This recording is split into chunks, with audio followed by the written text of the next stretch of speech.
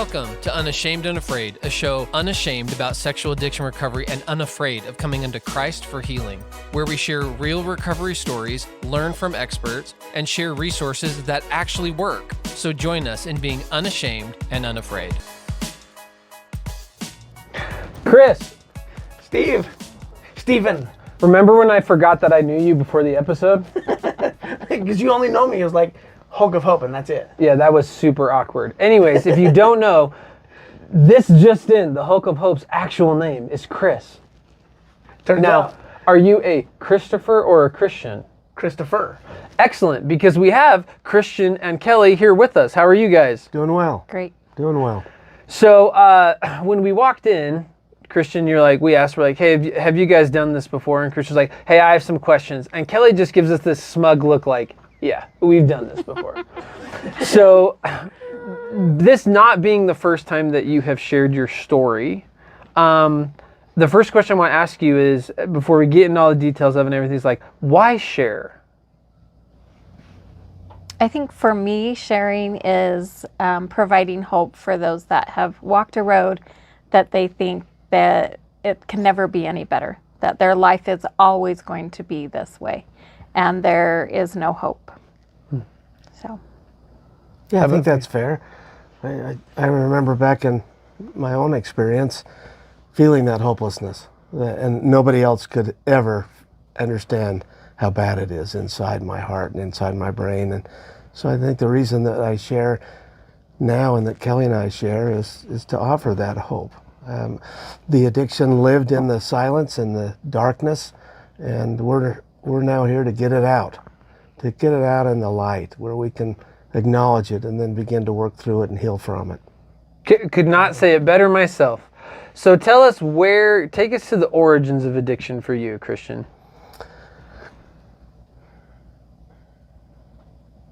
Well, okay, we'll start. The short version of the upbringing was we're both LDS, raised active LDS in Utah. Latter-day Saints. Latter-day Saints. Yep. Both come from large families. Kelly's the oldest, I'm in the middle. I think it's important to note that the origins would have started in the dynamic of our family. Dad was either a bishop, stake president, or mission president growing up. So church leadership, pastor, and doing all this stuff. And mom, the same thing. Mom involved in leadership So roles. parents are super involved in church leadership. I'm a middle kid of 8, and sometimes to be seen you had to do silly stuff. Was a pretty good athlete, and most of my silliness came through sports growing up. And make sure, because I don't know that you and I have the same definition of the word silly. I was going to say, let's get a definition on that. Stupid? Is that okay? Is that a clinical? I don't know. What clinicians do we have? Yeah, that's a clinical word. Yep. Get some nods from some of those around us. Yep. Doing stuff that violated my value system. Some of it was deliberate. Hey, I'm here. Do you see me? With that many kids, and some of it was just deliberate violating of my own value systems. My addiction started in substance primarily. Drug of choice? More. Well, somebody would say to me, I said, what do you got? Well, we got this, we got whatever. Okay, I'll take some of that. And do you have any more? Yeah. So in the end, it didn't matter, but it was opiates. Started with opiates. Back up tiny second. So never experienced substance abuse as a kid, an adolescent. Going through high school, I sampled alcohol one time, a little shot of what was probably vodka, and then smoked the butt end of a cigarette around age 12, 13. Finished high school. Good LDS guy needs to go on a mission. Yep. So I decided better do that and called to go on a mission. Where'd you go? South Africa. At the time, it was one mission, Johannesburg. Loved it. Had a great time. And Kelly and I met just before, in our senior year of high school. She went to Brighton, I went to Cottonwood. And she was... I didn't know you were a cult. I'm a cult. I am also a cult. And I'm a Bengal. Yeah! Are you really a Get Bengal? out. We don't care about you. You got some Bengals off stage, too. See Wood up to no good. Absolutely. Go Colts. The problem with Cottonwood when I went is can I say sucked on this podcast? Because Yes, you can. in most sports. See, I was there when the tech guy wanted his kid to be starting quarterback, so all of a sudden, and pitcher of the baseball team, so all this money poured in, right? So we had a good minute until you didn't, but yeah. So we started dating. I will tell you this about the sexual part of my addiction. It was manifest early on dating, and particularly with Kelly. I'm the kind of guy that thought, well, if my girlfriend, Kelly, will let me get to first base, that's a kiss. Well, then I better get a double out of this, which would be a little more kissing. And then if I can get a double, I can get a triple until it's a home run. And the whole time Kelly's going, hey, this violates my value system. Okay, I don't care. So I always fought that. I always had a girlfriend growing up. Always had maybe more than one, eh, Kelly? Yep. Yeah. Kelly's like, I'll chime in here in a Get really minute. big on that. Yeah. Yeah. So in 18-year-old, in preparation for that mission, I received in the Mormon Church, Latter-day Saint Church, don't want to offend anybody, All a good. patriarchal blessing. Yep. And I'm thinking in that blessing, I'm a big deal. Yeah. I mean, my last It's like a blessing over your life, right? Kind of here's some things to look out for, future stuff, kind of, Yeah, pay attention. Those would have wish you'd have told me that 50 years ago, because I'm thinking. Yeah, what the heck, Chris? So I tried to get the information Yeah, to you, but you just whatever. weren't in a place I to wasn't. listen. I wasn't, because I'm thinking it's going to tell me, I'm probably going to be an apostle, maybe a prophet. And the third paragraph reads like this, and I quote: "Christian, the blessings of the word of wisdom will be made manifest in your life, and in helping other people to receive the blessings therein." So I get that, and I'm going, they got the wrong guy. Well, and for us not LDS folks, the word of wisdom is the moral code of no drinking, smoking, doing all the drugs, abusing. It frowns upon cocaine, I guess, and sarcasm. For those that are listening, I'm sorry. You'll hear some Don't sarcasm. apologize. We're unashamed and unafraid. You be you, Christian. You be you. Well, and actually, the thing is that I'll bring up this makes your story more tangible and real for me, to be honest, because part of the healing process is light coming in. And so we always talk about it when we're talking to people, because early in recovery, people are like, hey, I want to say this one time and never talk about it again, right? And have met people, and Chris has had this experience when he's spoken, that they came up and they're like, that was kind of a similar experience. And they were, because they're holding it down. And we always talk about real healing is like a scar, right? I can talk about it, I can touch it, and if it's really healed, the energy, right, the darkness in it, the shame in it is gone. And so I think, right, the humor about it, it's not you making small of anyone who's having these experiences or struggling. It's, right, being able to hold your story in a way that, it's real and it happened and the scars are real. So I don't think you need to apologize for it. And let me add to that. We have a daughter who's a clinician, and we've come up with a mathematical equation for humor. Is that right? Mm-hmm. Here's the mathematical equation. Crisis plus time equals humor. So you hear us make fun of or light of some of the past, horrific past. Listen, I wouldn't wish what we've gone through on anybody. And you're going to hear some stuff that just sucks and is horrifically painful. Looking back now, I wouldn't trade it. I don't think Kelly would. She'll speak to that in a little bit. But now we look at back, and sometimes, and the family's all inclusive in this, we chuckle at some of the nonsense that went on, because crisis plus time now equals humor. The example, not Christmas time, I'm with the family, with big family get together. My sister goes to leave and she announces, hey, has anybody seen my purse? My older brother says, has anybody seen Christian? Well, 15 years ago, that wouldn't have been funny, right? But now it's pretty funny, because I was taking all our stuff back in those days. So I get that blessing. And I really thought it's just weird. Didn't make any sense. Go on the mission, write Kelly, and we're writing each other while she's dating other men on the BYU campus. And I come home, and quickly we decide to marry. So we were engaged really quickly after I got home, and married 6 months later. 6 or 8 months, yeah. Then we had some stuff that happened that really put me on the course to self-medicate. Okay, we're gonna come back to that, because the question, a couple questions I want to ask them, because I want to ask what your life was like, Kelly, getting up to that point. But the one question I want to ask before we transfer over is, you talked about doing all the silly definition, stupid, real definition, outside my value behavior, because it's like, hey, see that I'm here. And so what was your relationship to God? Because we talk all the time on the podcast, right? We take the face of our earthly father and we put it on the face of God, right? And so you're in the middle of you're not feeling seen, right? So in your mind, like, as you're going through all this period, like, who is God to you? When I was young, my dad disciplined us through spanking. And I'll bet you I received less than 10 spankings in my life. I bring that up because when I misbehaved and was disciplined through spanking, the message I received wasn't I did something wrong. It was, son, I don't love you right now. So you talk about transferring the face of a father, earthly father, to God. And that's, for me, that's wonderful. I haven't heard that and I love it. So my description of God would have been an elderly gentleman with a disciplinary-like demeanor. Not unlike a referee at some game looking for ways to kick somebody out of the game. You behave and then I'll love you. Yeah. Not I love you. Yeah. But I think that's like when you just said that, like looking to kick someone out of the game, like that hit home for me.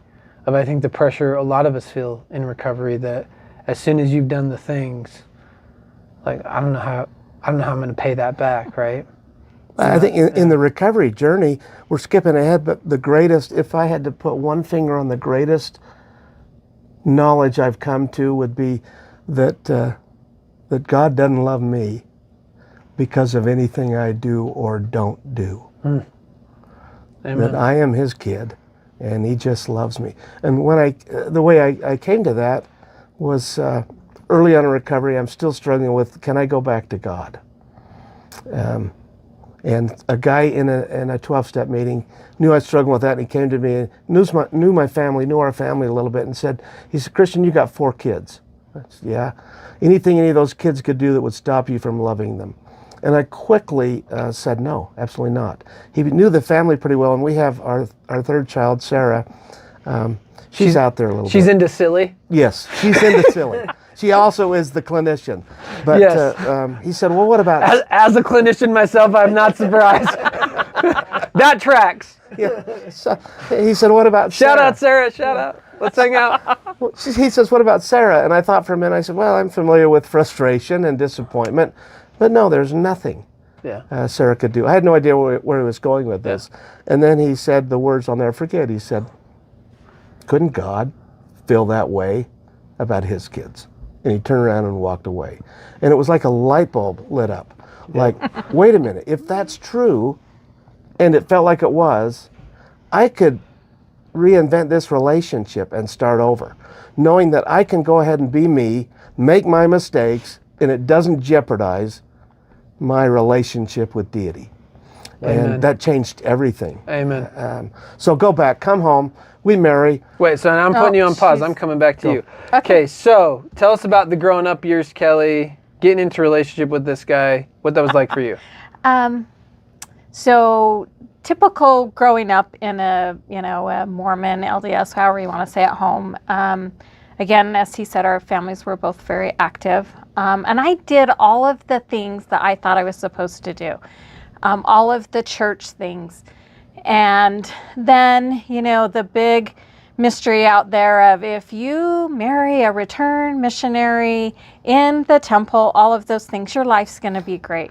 And play the laugh track here, right? Absolutely. Yeah. And I even believe that too, because like my brother was on his mission when I got engaged to my wife, and I was scared that when he got home, she was going to leave me for him because he was a return missionary. Because the girls that I dated before were like, I'm not going to marry you because you don't want to go on a mission and you're not an Eagle Scout. Well, I ended up getting an Eagle anyway, but that was just the perception that I had. I'm just shocked to find out you're an Eagle Scout. That's what I got out of that. But conversation for another time. But so in following that track, was that like, hey, this is just kind of what I do and you're there? Or did that feel like a pressure cooker to you? Was it easy? It was what easy. Was the experience? Just my natural personality was, it was easy with that. But again, I was under that assumption that I did everything right and everything was going to be fabulous. So fast forward to being married and my yellow brick road's blowing up in front of me. And I mean, big time blowing up in front of me. And so it was, a defining Yeah, so time in the spirit of being unashamed and unafraid, so tell us what you mean, because you hinted to this too. Tell us about the blowing up of the yellow brick road. Well, our life wasn't going the way it was supposed to be doing. But you were checking all the boxes. Yeah, and if I could go back now and say anything to young people is life is going to be hard. Life is going to throw challenges at you. And I think prepare for what are you going to do when those challenges come? Where are you going to turn? Are you going to turn to a spiritually based something, or are you going to be resentful, angry, and hold a lot of just a lot of emotion? And I'm assuming you did no resentment or anger in this process. I wish. So go back. So when you say yellow brick road blowing up, this is what? What's happening? So he's he has a motorcycle accident. He gets addicted to pain pills.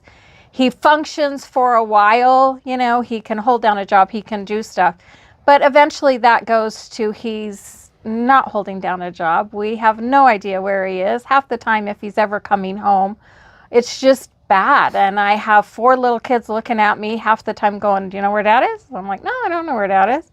But we just kept plugging along. And did you know he was using it all? Yeah, but some of that, the denial comes in of, I don't want to face that because I don't know what to do with that. I don't know how to do that. Right. And, you're hitting on something, because this is a hypothesis I have, and we haven't talked about in the show in a while. And sometimes I say it, and people are like, you can't say that. And I'm like, well, I don't say it. The people come on the show do. So do you feel like you had a knowing? Like, there's stuff going on underneath the surface. There's stuff we need to talk about. Because you said, like, doing the denial thing. So fleshing that out, you're like, I'm making a conscious decision to kind of ignore it because it's easier to do it, or like you feel like you had a knowing something was off? Oh yeah. I mean, the withdrawal symptoms, all of those things. I mean, I covered for him all the time. It was, don't feel so good today. Got to call in sick. Got to do that. I helped, I was a good codependent spouse in letting him engage in his addiction. So for everyone who either doesn't get it or is being super judgmental right now listening, either camp, help us understand why any reasonable adult, like you seem like a very smart, empowered woman sitting here, and I'm sure you have always been the incredible person you are. I don't think you magically found that somewhere. I think God probably put it in you from the beginning. So in that experience, how did you get stuck in that? I just wanted everything to be okay. And if I could cover it up, or I could make it better, or if I could do whatever, then everything would be okay. And again, put up the walls, didn't want people to judge us. I want to protect my little family. No one's going to know all of the chaos that we live in. And did you try to fix him as well? Oh yeah, all the time. Did you feel like that decision was, you had moments where you were sitting back globally being like, this thing's crazy, but I'm going to cover it up? Or was it just a bunch of little decisions a day at a time? I think little decisions day at a time. I didn't want the judgment. And eventually, as things started coming out, there was a lot of judgment. Yeah. There was a lot of, why didn't you leave? My dad, helped me get divorce papers all ready to go. There's a little pile of papers somewhere in our house that even to this day, that never got served. It just never felt right to do it. But again, people don't understand the decisions that you make because they're not living it day to day. Right. And you can always look on the outside and say, well, why aren't you doing da da da da da da da? But until you're in those shoes, you don't know what you're going to do or how you're going to react. I talk a lot about don't let people tell you how to feel or what to do, because you've got to live with the decisions. They don't have to live with those decisions. And that decision is between you and God. Me and God, my kids, my family. I have to live with whatever that decision is. People out here telling me what to do don't. Well, and I love what you're saying, because it never, it doesn't work that way where it's this giant global moment, right? Mm-hmm. It's as you're pointing out some of these experiences, like, where's Dad? He's not home. And I have young kids, and I very much get that. I'm like, man, who cares tonight at 7 o'clock? Let's just get the kids to bed, take a bath, keep it cool. We'll like deal with that later. And then it's only you fast forward and it's now years later, it's, you know, bigger impact or whatever. And I say that just because I think there's a lot of people around your role in the story, right? Like the partner's role and someone who's betrayed, of like, man, you're so dumb. Why don't you just get out, right? Or I could never find myself in that situation. And that's, like you said, like that's not how it goes. And I just think you said that so beautifully. So tell us about the yellow brick road blowing up for you. Well, first off, you know that brick road that they call yellow? We've determined why it's yellow. It's full of urine. There isn't a yellow brick road. It doesn't exist. But we were conditioned, like Kelle said, that if we just check the boxes, everything's going to be okay. So it's not okay. Quickly after the motorcycle, Kelle talked about, I found a way to self-medicate. Not only the physical pain, it was Percodan originally. It said take 1 or 2 pills for pain as needed. And I figured somehow if I took 3 or 4, not only did the broken leg road rash go away, but Kelle could come at me all she wanted and it didn't hurt me anymore. Yeah. And that just quickly grew into opiates and alcohol. The tolerance is becoming higher, so I can take more of both. Okay, I want to stop here for a second. When he says come at him, we were raised in very different environments. Yep. My family was much more going to call you out. Yep.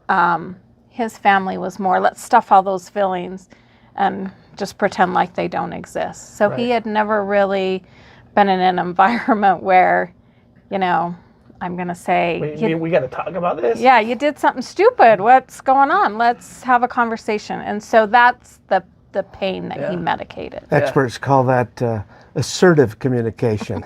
And they were very assertive in their communication. Well, and I think it's, you know, James, who hosts sometimes, you know, he'll talk about how addiction is just emotional mismanagement, right? It's like not how to do things.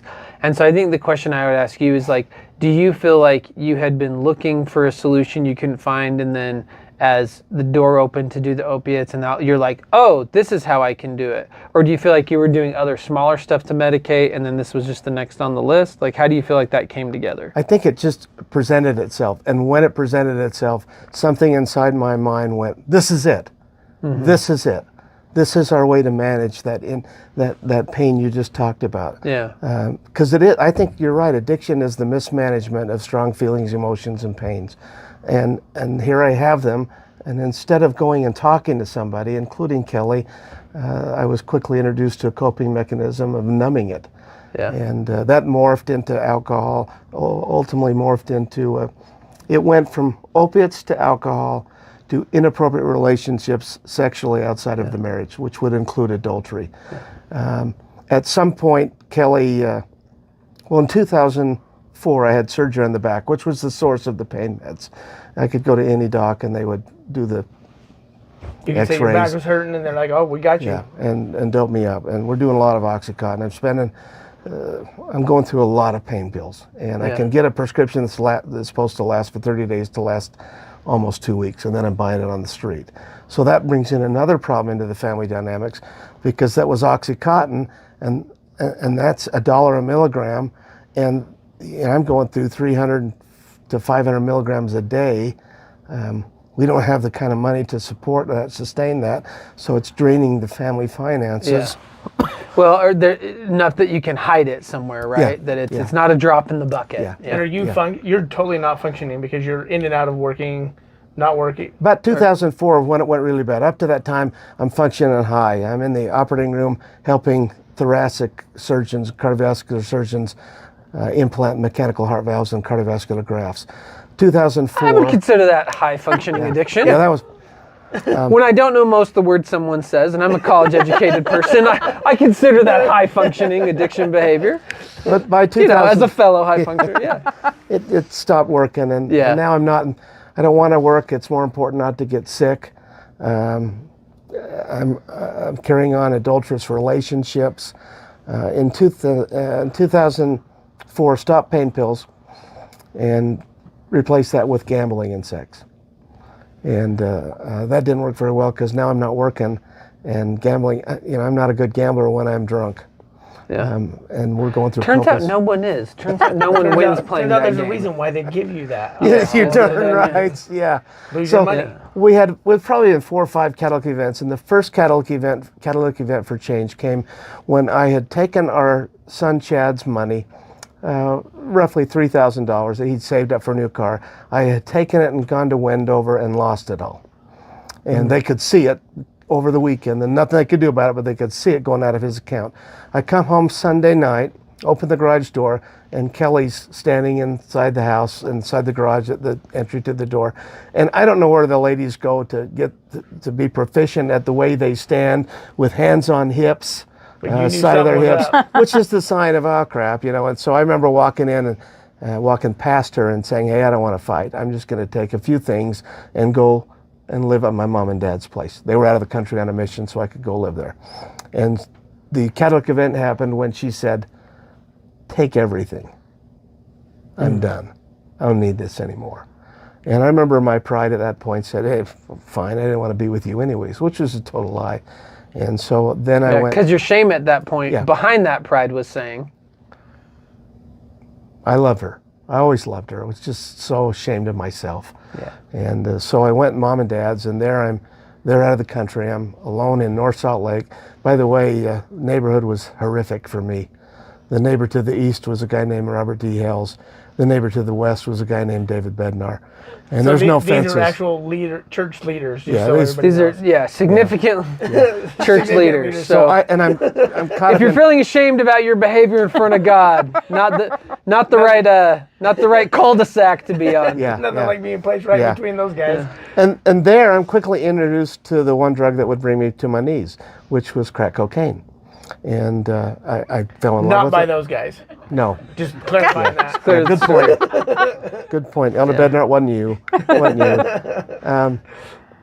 And that just beat me up fast. And within 6 months, I'm in jail for stealing. And I never stole from anybody I didn't know. If I didn't know you, your stuff's fine. But if you're family, you better lock your stuff up. Finally, family said, hey, why don't you, we're not doing this anymore. And they reported it, and I would spend 1.5 years in jail. And this was about the time Kelle had divorce papers. And I think it's appropriate, Kelle, at that time, you would have been nobody would have judged you. Not my family, Yeah. nobody was going to give you any grief for saying you'd put up with this long enough, just leave. So take us to you in the story. So he's in jail. Yeah. I can Because tell when we you all talk about about when we visiting talk your about spouse that in like jail. when we talk about that like it's not that bad, it's not that bad, it's not that bad, like we can kind of cover up. Let me cover up for him. Like, Now you can't cover. where's Christian at? County, that's where he's at. Right? Yeah. Like how do you? So like, what you was still going on covering? for you in that point in time? By that time he'd been away from home. Every night our children, we would have this thing of, do you think tonight's going to be the night someone's going to show up on the porch and tell us Dad's dead somewhere? So then how we old are can't your kids find around him? this time? Our 2 sons are, probably 16, 18. Our second son left. He went and lived with my parents. He didn't want to stay around anymore. He was tired of all the, Because of Christian? Yeah, apparently he got offended that I stole his stuff. just Sarcasm, kind of sorry. You don't have to apologize.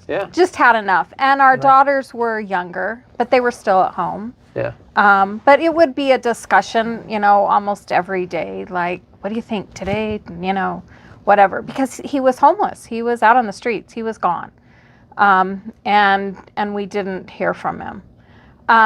Honestly, I can say 18 months of jail was the best vacation I had in 25 years. Because you knew where he was at. I didn't You have knew to he deal was with safe. him.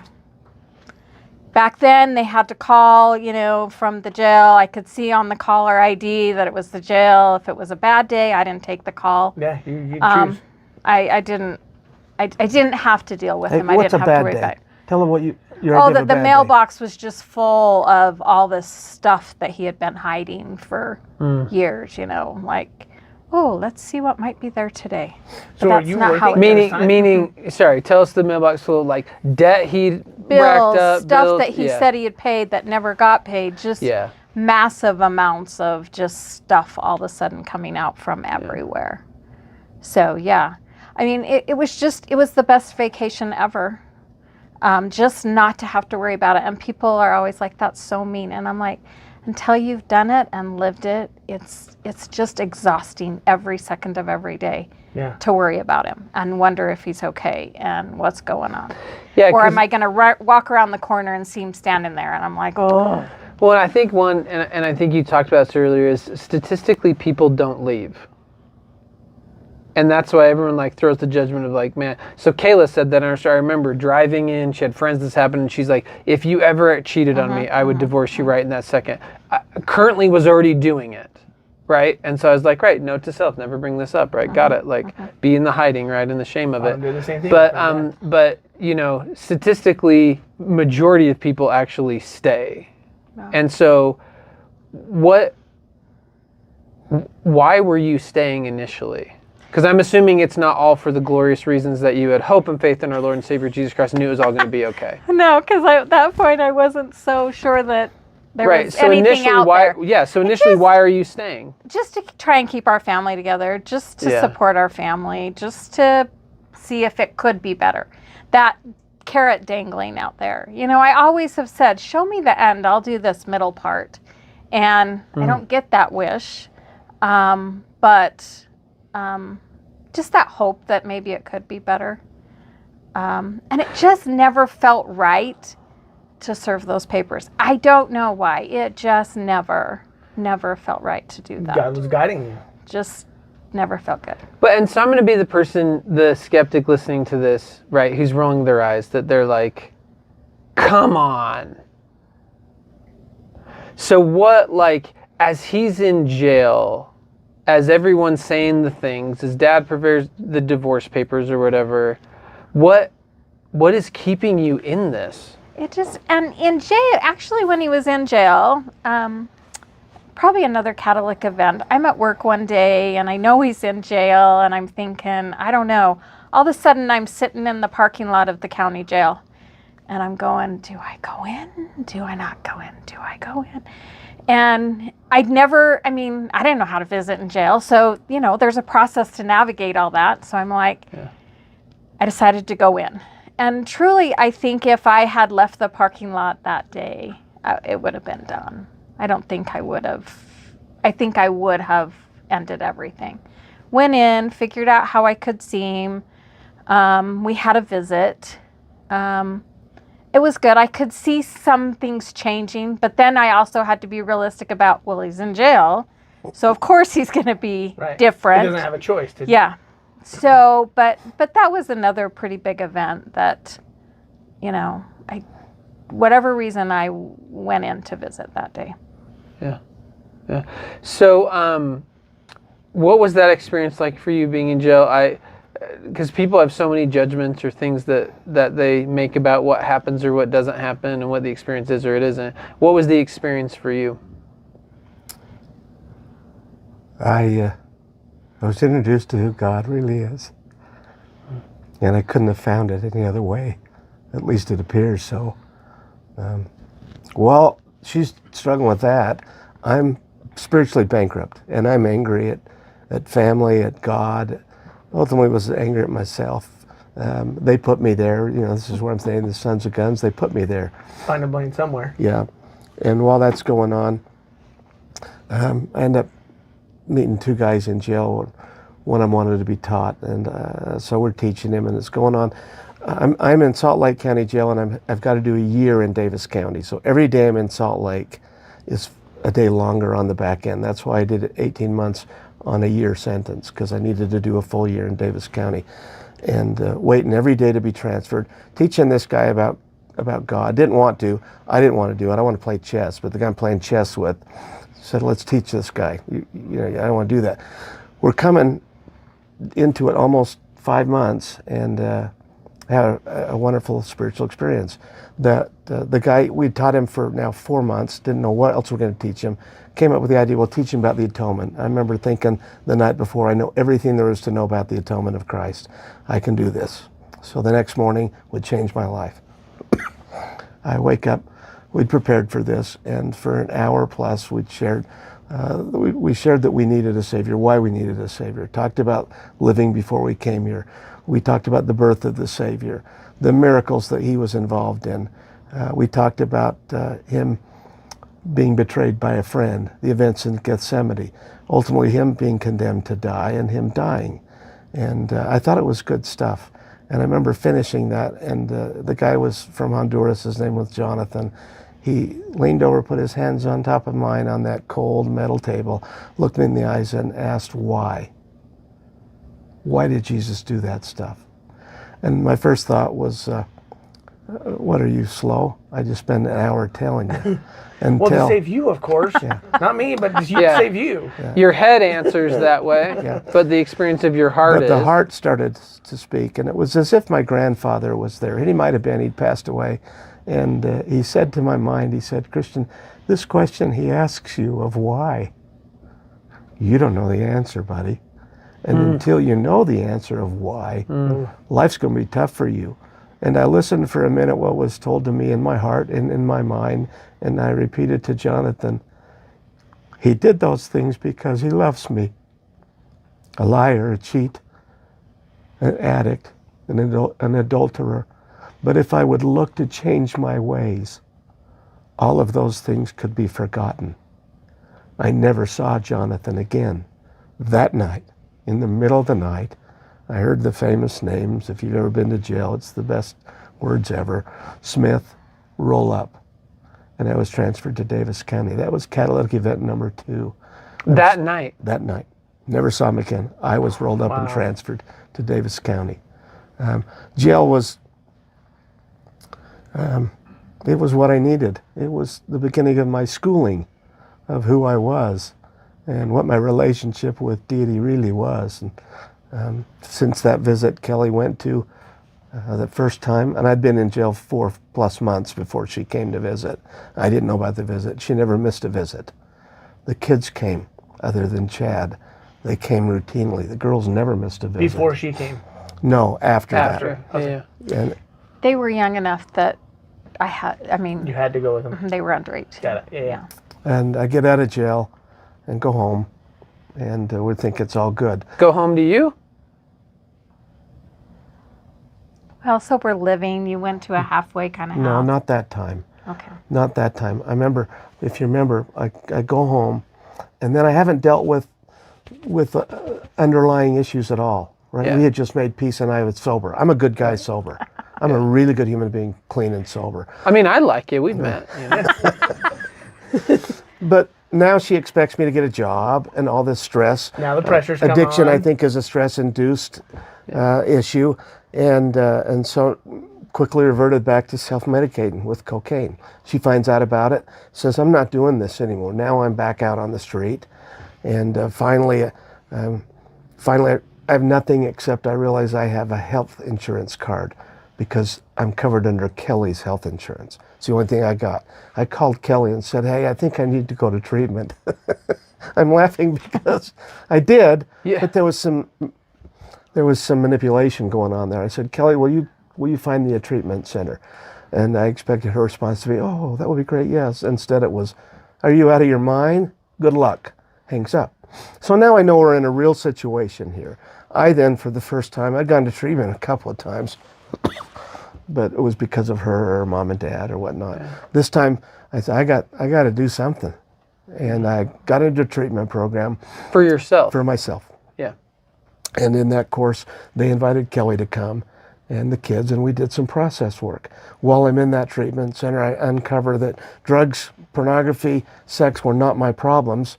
They were ultimately the way I was dealing with my problems. Yeah, they were the solution, yeah. So let's go into my belief systems that weren't helping me, that I was holding on to, and thinking errors that I had. I thought the atonement's real for most of my life. I believed it, but it won't cover a guy like me. Well, that's a bad thinking error, buddy. I'm too far gone. And so we began to heal. I finished treatment, 83 days of residential treatment, go home. She still has the expectations of me getting a job. Imagine that. And really. And I relapsed again on cocaine. Worst relapse I've had, 10 days gone. And after that's over, I make a call to my counselor and say I need to go back, and we got back. But my light bulb went on that last time. Something happened on that last experience where I realized it never worked. Not one time did any of my attempts at self-medicating this pain did it work. And I committed, I'm not doing that anymore. And so I go back to treatment. Kelly's not done yet. She should have been. By all rights, she should have been. And we go back for 30 more days, and that was February 4th, 2010. I'll never forget it. It's the last time I've ever picked up. I made a decision to not do it anymore. Since that time, Kelly and I learned how to communicate open, fairly, and honestly. It's the coolest thing in the world. So done with drugs, done with women, done with porn, everything. Yeah. I think that for me, I learned that, at least for me, the secret to my happiness and ours was simply as simple as lining up my actions with my values. Not hers values, not my parents' values, my values. Not expectations of others, yeah. And my values are be honest, work impeccably, be a good dad, be a good husband. Those are values that I've always esteemed. And the secret for me is just line my actions up with those. And when I get sideways on them, recognize it and make corrections. Kelly comes, we talk routinely. She'll come to me and say, hey, are you being a schmuck to me? Did I do something to offend you? And I quickly respond, no, what are you talking about? Well, you've come at me hard twice now. And then we go, oh no, it's not about you. I'm struggling with this over here. The communication has been the key. I don't know about you, Kelly, but that's been the key. Isn't that amazing? Like when you finally learn how to start communicating, and it actually works. When you're talking about the emotions that you're under, the stress that you're under, the things that you got going on in your head, and you're actually communicating that instead of holding it in and letting it come out sideways in all sorts of different ways. You're actually like opening your heart to it and being like, hey, I've got all sorts of stuff going on right now. Yeah. It's a beautiful thing. So Kelly, as we're coming out of time in this episode, the question I'm dying to ask you, because I want everyone to hear you say it, right? And I actually don't know what you're going to say, but like, when did it change? What changed? What was the magic thing? What was the click moment for you, or the get it, where it switched from you're staying because you're trying to keep the family together because you don't know what else to do, because you don't have you can't figure, you're just doing it day at a time, head down or whatever. When did it change from that to actual healing happening? So, as he said, we went to treatment. He didn't come home right after treatment. I mean, we did That's sober living, things like that. And as I started to see his actions being more honest, and that he had to do them for himself. He couldn't do them for us. And, just seeing that he So you actually could tell was the doing difference what he between was him doing recovery for himself versus doing it for you or people pleasing other people. He's really, really a fun guy, and I just wanted, and he started to come back to being that guy. Yeah. Like I could see the guy that I fell in love with, that guy that, You saw the light come back. Well, in his eyes. I think he that's was a very, very profound statement. different. I think that's a profound statement, because I think so many people in recovery are doing it for, I want my wife to be happy, I want the church people happy, my family to be happy, and you're like, yeah, I can see when you're doing it for you or not for you. Because I think that's what just going to be my follow-up question is like, what actually happened in which you believed that you could trust him and be in relationship with him? So as we went through counseling, there was a counselor once that told me, he said, he can never do enough to earn your trust. He will never be able to earn your trust. At some point, you've got to give it, knowing that you may be hurt and it may not go how you want. But so little things, I started trusting in just little things. And then, he started showing up when he was supposed to. If he made a commitment, he was there. If he said he was going to be home, he came home. Just seeing those behaviors be what he said he was going to do. So we could start trusting. Actions are always going to speak louder than words. Yeah. We have a son that says, I could always tell when you were lying because your mouth was moving. And it took them as well to see the actions before the kids started to trust him as well. Let's talk briefly. May I? Yep. It's your show. I don't want to interrupt it too bad. No, it's your story, so. The trust issue. Kelly was quick. I think looking back and having worked in the recovery business now for 15 years, Kelly was pretty quick to to trust me. Our daughters were really quick. At the time, they would have been 16, 18, something like that. Oldest son, pretty quick to forgive. But second son, if I walked into a room that he was in, he'd get up and walk out of the room. And that lasted for 4.5 years. I know After full sobriety. I know because he kept track of it. I remember going in there, I'm sure it was on day like 38. What's the problem with Chad, man? I'm 38 days clean. Right. What the heck's his problem? And but first, I say that because I've noticed I wasn't doing it for them. So looking back, I wanted that love, that connection again in that relationship, but I would be okay without it. Yeah. And I just say that because I know in the recovery world, trust, it takes time and consistent behaviors to get that trust back. Yeah. So as we wrap here, as we're out of time, which I mean, I could jam with you guys for hours and hours. What's the one thing you want people to know? Like you talked at the beginning of the episode of like being in that hopelessness, being in that low, and like y'all have spent some time there, right? Like you can give people directions in the neighborhood, right? Down there. And what is the one thing you want people to know who are in that hopelessness? That things can be better. I think to this day, all of our kids really think their dad's their hero. They all just love him.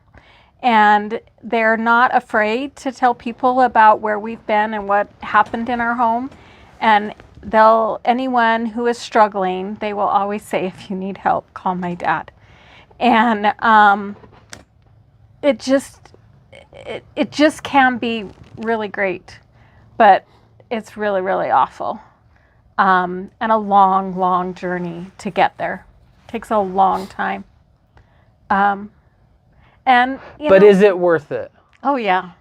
We wouldn't, as Chris said when we started, he wouldn't change. We wouldn't change where we've been.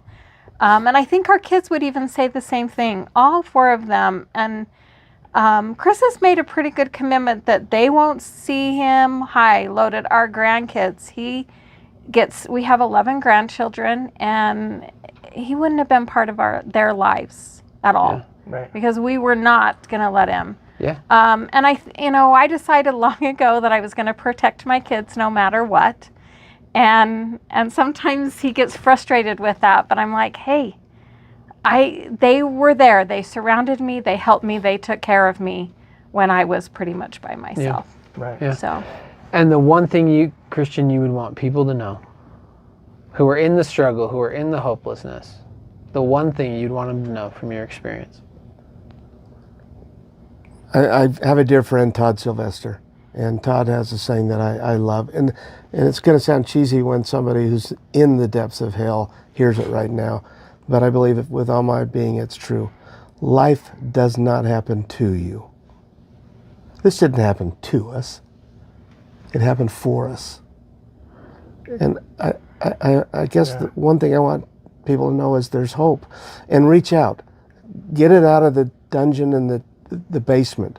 Start talking to somebody. If it can't be a spouse, find a trusted friend that you can say, I'm not happy right now. I'm hurting inside. Recovery is about pain management. Addiction is about unmanaged pain. And it can be done. If we can do it, it can be done. Yeah. So we always ask everyone at the end of the show a song that represents their recovery. So a song, if you could pick a song that represents your recovery, what would it be? Gosh, I'm a music guy. You have so many. Come on, you're the guy. Well, One that comes to mind.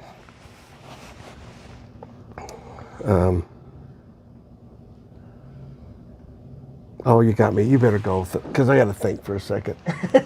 For heaven's sake. He's the music guy. I know, song that's we're not resonated very It's gonna good. come out. No, I like it because we're getting the spontaneous. The first song that comes to mind, I don't know why, it's one of my favorite recovery songs. It's by Pink. I'm an old guy, and it's a Pink song. I think it's called "Glitter in the Air." In that song, she talks about have you ever been so lonely that you've stared at a phone waiting for it to ring to know that you're not alone. And that song goes on to really offer me some hope. I connect Love to that that song, actually. Yeah. So before we leave it at pink to end the episode, want to invite everyone to go to unashamedunafraid.com/donate and help us and become part of the movement, and that will make you one of our outsiders who are bold, accepted, and unashamed. And join us in the bonus content with Christian, Kelle, and all our other guests, where we keep diving this up and to help us with the movement. You can also donate by buying some of our merch, also there on the website, and invite you to follow us at Unashamed Unafraid on socials. And until we can get together again, we invite you, like Pink, and like our friends Christian and Kelle, to be unashamed.